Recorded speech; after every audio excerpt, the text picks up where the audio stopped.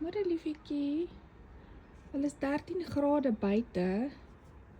Ek kan nie dink dat jy wil bad nie. Dis winter. Wys vir ons hoe bad jy? Kyk, jou watertjies is skoon.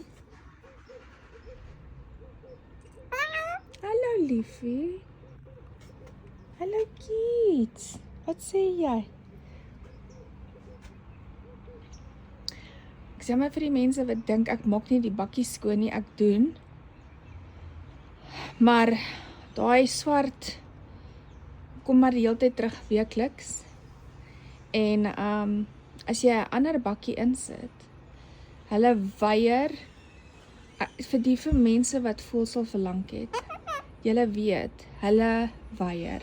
Ek het van my nuwe bakkie gekoop seker 10 jaar terug. Rarig, want liefie is nou al oud. Hy weier om in die rooi bakkie te bad, dan bad hy net nie. So toe ek die rooi bakkie uitgegooi, ek het dit dadelik agtergekom. En sit ek die persbakkie terug, want dit is sy bakkie van toe hy babatjie was. Ja, daai water is koud. Ja, nee, jy kom alleen. Ek gaan nie saam jou bad nie. Ooh, dis koud liefie. Ja nee, jy bad alleen.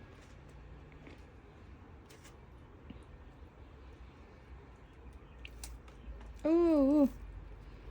Daai water is ijskoud, liefie kind. Ja. Ja. Gaan bad jy.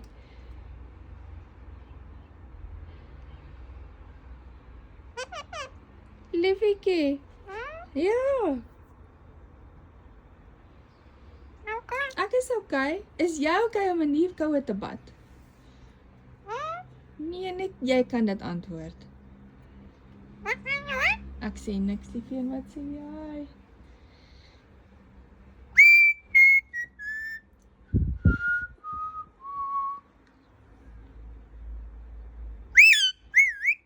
Ja.